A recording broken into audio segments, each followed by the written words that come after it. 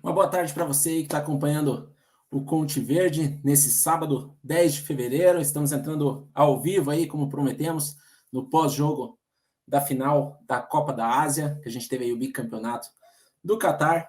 Catar 3, Jordânia 1. Vamos esperar um pouquinho aí para o pessoal ir entrando na nossa live, para a gente comentar aí com esses 90 minutos, um pouco mais de 90 minutos, né? Teve muitos minutos de acréscimos, para comentar esse resultado, comentar as polêmicas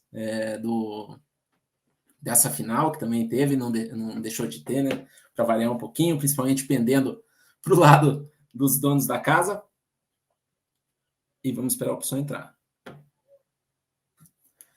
Hoje quem vai me acompanhar aí é o Gabriel Salaf, um minuto da Copa da Ásia, hoje um pouquinho diferente, né? A gente veio acompanhando a competição com o Minuto da Copa da Ásia, com um resumão diário aí dos dias de jogos da competição. E agora o Minuto da Copa da Ásia é um pouquinho diferente, ao vivo aqui no Instagram, depois vai estar lá no Spotify também. Só aguardando aqui o Salaf entrar. E o pessoal também participar aí pra gente... Aí, ó, o Salaf entrou. Vamos aguardar mais um pouquinho aí, Salaf? Vamos, mas já deixar boas-vindas ao pessoal que vai entrar aí. A gente vai falando, né? Porque qualquer coisa fica gravado. Então, quem não acompanha agora vai acompanhar depois. Vai ouvir depois, isso aí. Vai ouvir depois, mas é complicado a gente falar de uma final que duas seleções que mereceram estar na final, mas teve esse desfecho que a gente já alertava há tanto tempo, né? Que podia acontecer da arbitragem favorecer o Catar, e foi o que, infelizmente, acabou acontecendo mais uma vez nessa Copa da Ásia, em mais uma final. Enfim, a gente tem aí essa live para falar sobre isso nesse dia, mas é complicado, né? Enfim, mas vamos lá analisar essa final. Eu queria só falar de futebol, né? Eu até tinha dito no nosso pré-jogo da final que eu não gosto de falar de arbitragem, não gosto de justificar os resultados, né, por conta da arbitragem. Mesmo a gente criticando, né, tudo que rolou nessa Copa da Ásia, árbitros com atuações muito abaixo do que a gente espera, usando o VAR como muleta para todas as decisões, às vezes em pênaltis claríssimos, em lances claríssimos, enfim. E só que é inevitável a gente não falar, né, de arbitragem pelo que aconteceu hoje.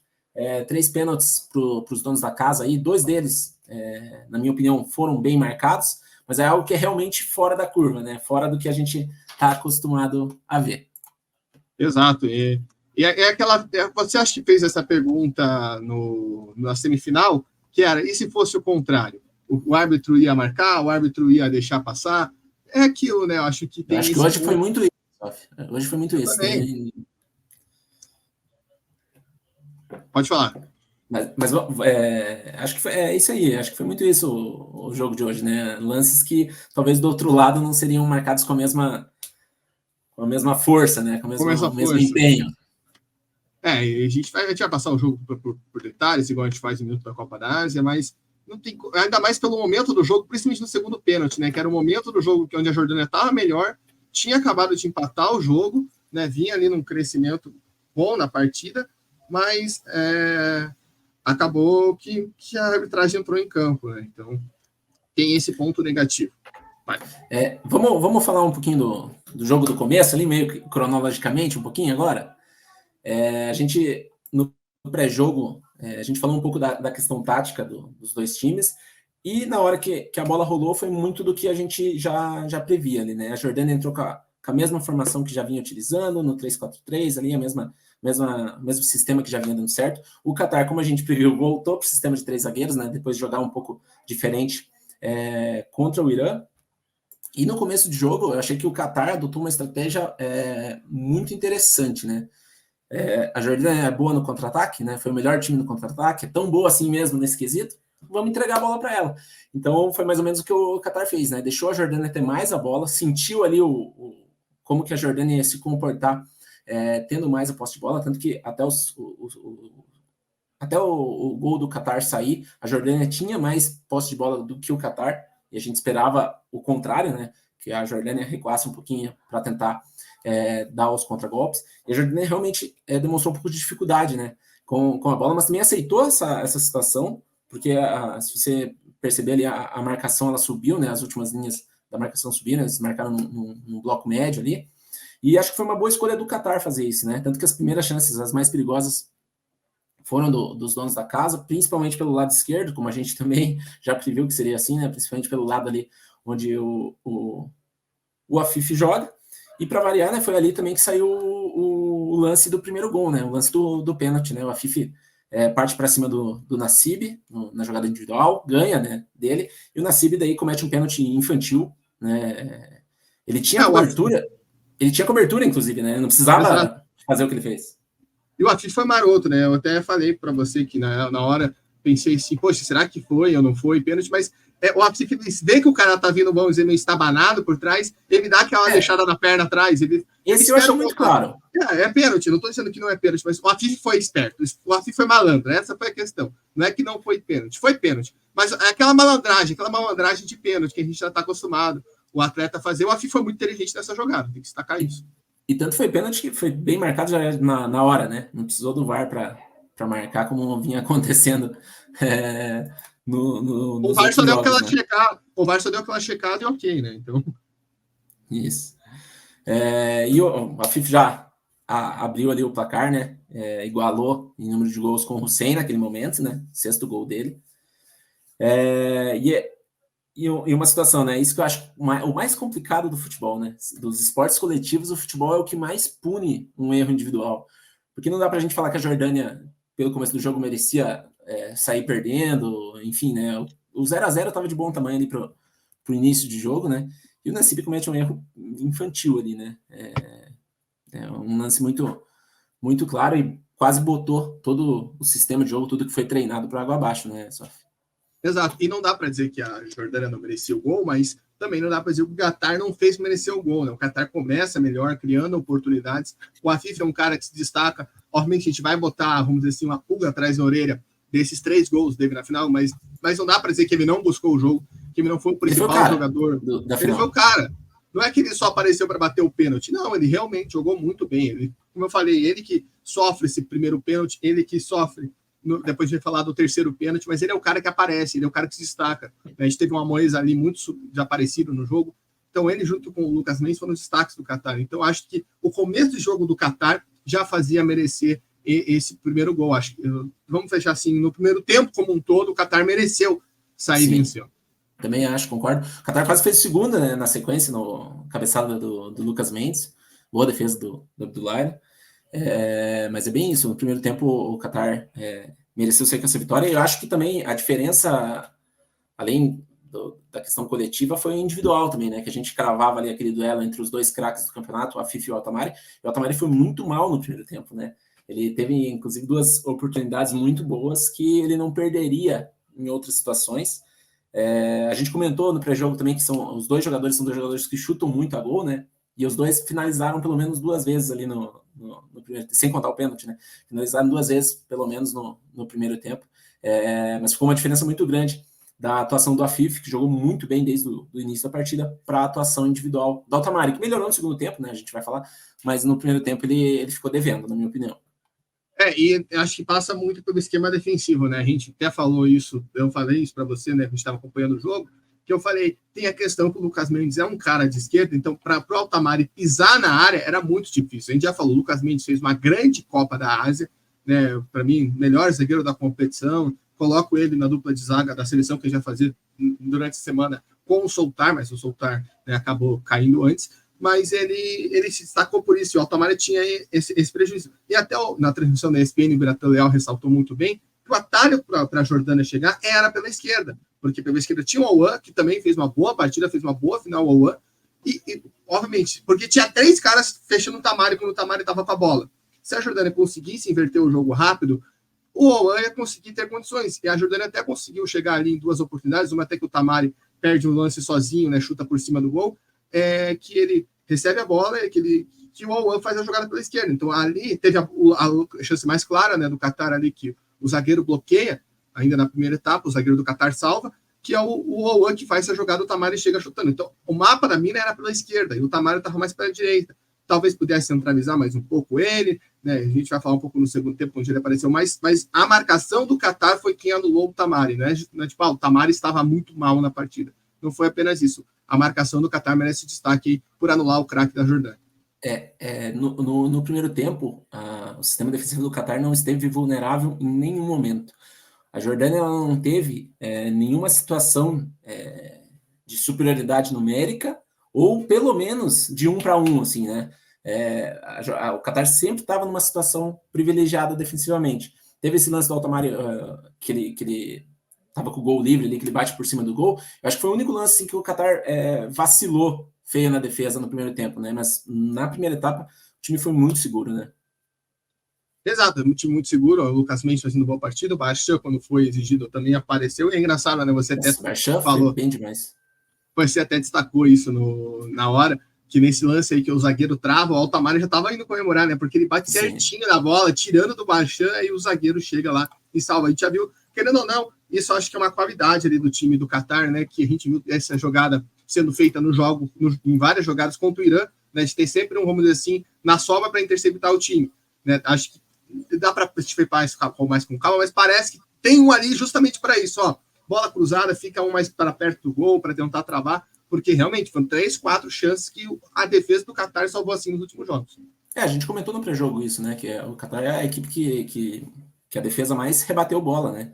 Mais bloqueou bola. Então, isso realmente é um ponto forte. E no segundo tempo, o Qatar iniciou ali com a mesma estratégia, né? De dar a bola para a Jordânia, para ver como ela ia se comportar. Só que daí ela se deu mal nisso, né? A Jordânia, ela ficou à vontade no segundo tempo, né? Jordânia mudou a postura no segundo tempo, né? A gente falou tanto que era no segundo tempo. Não, o segundo tempo da Jordânia ser ruim dos jogos, esse mesmo, foi diferente. Bem frisado, sabe? A Jordânia foi ficando à vontade. Antes mesmo do gol, foram 5 chances seguidas, né? Pelo menos 3 defesas absurdas do Bachan. A do voleio foi sacanagem. A bola pinga em cima dele. A gente comentou do Bachan também antes do jogo, né? Ele ser um goleiro jovem, né? Ele tem 24 anos. Ele não estava na campanha de 2019, do primeiro título do Qatar. Então é um goleiro aí que vai dominar a meta da seleção do Qatar por muitos anos, sem dúvida nenhuma. Inclusive, essa atuação na final dele me pendeu um pouco aí para a seleção, né? Eu prefiro outro goleiro, que eu acho que é o mesmo que o teu, mas pendeu um pouco, assim, porque foi um desempenho muito bom. Mas eu já tinha falado essa questão do goleiro, que é a questão do jogo contra o Uzbequistão, né? Que era um jogo que o Bachan merecia ser expulso. Aí volta daquela questão da arbitragem favorecer para o Qatar. Ele não é expulso, ele vai lá e pega 3 pênaltis. Mas para mim, o Bachan é o melhor goleiro da competição. Acho que, óbvio, o Yatimov. Ele foi muito bem, né? O Yatimov se destaca, que é o outro goleiro aí que você falou e deixou no ar, mas não tem como. Mas realmente a bola do voleio também teve uma outra chegada do Tamari, teve um chute do Tamari que ele aparece muito bem. O Owan quase faz um gol de letra, também tenta um gol de bicicleta. A Jordânia voltou muito bem. De letra, acho que foi o Nor. Acho que. Eu acho que foi o Owan. É que a transmissão cortou para o Nor na hora da finalização, mas foi o Owan, depois mostrou. E aí, depois do gol de empate, né, cara? O jogo tava muito bom. Se terminasse 1-0 pro Qatar, eu ia estar falando feliz aqui, porque o Qatar merecia, né, 1-0. Se terminasse 1-1, fosse pros pênaltis, sei lá, também estaria muito feliz. Eu não estaria feliz, porque para mim, ali, pelo começo do tempo, a Jordânia merecia um empate. Mas daí rolou o que rolou, né? Logo depois do segundo gol, rola o segundo pênalti, que é um lance, assim, muito discutível para mim. É o típico... A gente vai falar sobre o gol? A gente não falou? Nossa, até pulei o gol, cara. Eu tô tão nervoso com a situação que até pulei o gol. Até esqueci o gol. Foi uma jogada pela direita, né? Diferente do que aconteceu no primeiro tempo ali, que as jogadas foram mais pela esquerda. Cruzamento. O Ismail, que tinha entrado ali na segunda etapa, né? Tava na marcação no Naimat. A gente falou da falha do Nassib no primeiro tempo, para mim foi uma falha grave ali do Ismail, né? Ele perde o tempo de bola, ele vai tentar dar uma cabeçada e ele perde no corpo, na real. O Al-Naimat dá meio que troncada e aí ele escapa e ele fica parado. Ele perde também. Ele perde a referência. Ele perde a referência do Al-Naimat. Ele perde essa referência e a Al-Naimat domina muito bem a bola. O domínio do Al-Naimat para Matheus, para fazer o seu gol é sensacional. Dominou e fuzilou o Bachan, né? O Al-Naimat, que o Oscar de melhor ator coadjuvante vai para ele, né? Ele O Altamari realmente foi o craque da Jordânia no torneio, mas não tem como não destacar o desempenho do Al-Naimati, né? Não, e ele é muito. Foi o que a gente falou até no pré-final, ele é muito decisivo em jogos importantes, né? Grandes, né? É verdade, você falou mesmo. Ele fez 4 gols nessa Copa da Ásia. O primeiro contra a Coreia do Sul na primeira fase, depois ele faz no jogo contra o Iraque, faz na semifinal e agora faz na final. Ou seja, é um cara de jogos grandes. E ele é um cara que tem apenas 24 anos, ou seja, dá para aparecer num time, né, de fora do mundo árabe. A gente sabe que é difícil por essa questão de valores, né? Que às vezes um cara ganha muito mais jogando na Arábia do que na Europa, mesmo tendo potencial para estar na Europa. Mas o Al-Naimati, pelo que mostrou nessa Copa da Ásia, ele é um cara que merecia essa vaga. Só para deixar aqui um abraço, João Rai apareceu aqui no nosso chat, mandando um forte abraço e falou que o Qatar é beneficiado em todas. Leonardo Lúcio, que está lá no Rio de Janeiro, também mandou. Leonardo Lúcio, que participa, os dois que participam aqui com a gente, o João Rai falando sobre a Europa, o Dulce falando sobre o Brasil, falou que o Qatar é o melhor, ele que estava torcendo para o Qatar, uma das poucas pessoas que... Ele estava errado, só isso. Fazem isso.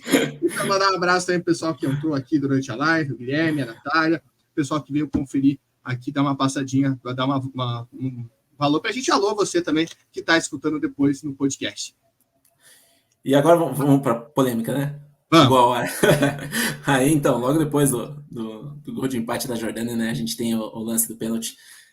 Para mim, é a modalidade de pênalti que foi criada com o VAR. Né? Aquele lance ali, se acontece numa pelada de amigos, termina a amizade. Né? É aquele lance que para, tá bom, falta, tá bom. Exatamente, tá ligado? Acaba com uma amizade, um lance daquele ali. Cara, eu acho que é um contato inevitável que aconteceu ali. Não acho que o zagueiro vai no corpo para derrubar. Eu acho que é um contato forçado. Forçado também. Ele vai para cima, ele vai para cima e não vai bater na parede? Cara. Ele se joga para encostar. E você, eu até achei que você ia falar isso antes, mas você me falou uma coisa durante o jogo que foi muito fato. Todas as bolas na área que os jogadores do Qatar sentiam um mínimo toque, eles se jogavam. Porque eles sentiam muita vontade de fazer isso, né? Exato. Porque eles sabiam que a arbitragem estava favorável pelo que aconteceu nos outros jogos, que a gente já debateu aqui várias vezes. A arbitragem estava totalmente caseira nessa Copa da Ásia, o que a gente lamenta muito, porque estraga o espetáculo. A gente está falando aqui do artilheiro do campeonato, que foi o artilheiro do campeonato com merecimento, jogou bola para isso, mas que fez 3 gols de pênalti numa final. E aí, óbvio que você vai ficar com uma pulga atrás no dele. Sabe, é inevitável. E esses lances forçados que a defesa do Qatar provocava, aconteceram isso. E ali foi... Até brinquei na hora, só falta o juiz ir pro VAR ver esse lance, não deu outra. Após o 2-1, né? Que daí a FIFA faz o 2-1, né? Marca o gol de pênalti. Agora não vou lembrar se foi o Al-Naimati também. Foi o Al-Naimati. Foi, né? Que o VAR chama o juiz para ver um possível cartão vermelho ali. Assim, o Al-Naimati vai para cima ali para dar aquela provocada e tal, mas ele vê que não é freada. Ele vai, mas ele se arrepende, acho que no meio dele só dá com o ombro. Aí, obviamente, o zagueiro do Qatar dá aquela cera, o árbitro corretamente dá o amarelo. Exato. Cara, o árbitro já tinha... É o tipo de lance assim, que irrita muito. Mina o jogo, né? Mina o psicológico dos caras, né? Os caras já estão por aqui com a arbitragem. Aí ainda fica rolando isso. Não, e a questão não é que o árbitro é ruim, o árbitro não sei o quê, é que pelo histórico que foi o campeonato, nota-se que é um favorecimento para o Qatar, é uma arbitragem caseira. Porque se fosse o árbitro sendo ruim em uma partida, como aconteceu em vários jogos, e que o VAR, ao contrário de hoje, salvou o árbitro, né? Porque a gente viu em vários jogos que o árbitro fez besteira e o VAR foi lá dar aquela, pelo amor de Deus, né? E aqui não. Então, esse eu também acho que o VAR atrapalhou o juiz. Porque se o juiz não marcou o segundo pênalti no campo, se o juiz não marca o segundo pênalti no campo, ninguém ia reclamar. Não foi aquele lance que, por exemplo, vamos pagar aqui uns pênaltis aí que aconteceram nessas competições, que a gente vê que acontece o lance e os jogadores cercam o árbitro, né, para reclamar. Não, ninguém reclamou com o árbitro. Tem uma página no Instagram que é genial, que é lances esquecíveis do futebol. Seria um lance esquecível do futebol. Nem o Sheik ia reclamar desse lance aí. Tem também a ideia que esse lance foi tão absurdo que a gente nem lembra quem que sofreu, né? Eu não consigo lembrar quem sofreu o segundo pênalti. Porque na hora passou tão batido. Cara, era quem tava jogando pelo lado direito, né? E não era o Afif. O Afif ele acaba... Não, o Afif tava do lado esquerdo, né? O Suf também. O Almoé Azari cai mais pro lado direito, mas também não era ele. O Afif ele sofre o terceiro pênalti novamente. Mas ali mina o jogo. Mas é que ali já dá pra destacar que ali mina o jogo da Jordânia. porque o Qatar volta para aquela postura ultra defensiva, a Jordânia já fica mais nervosa, porque ela escala e consegue fazer um gol com muito merecimento, e aí logo de cara tem isso, sabe? É frustrante, não tem outra palavra, tira a graça. Porque pô, esse é o problema. A gente está falando aqui de um título, um bicampeonato de uma seleção. Estamos falando de arbitragem, exatamente. E estamos falando de arbitragem, pelo amor de Deus, gente.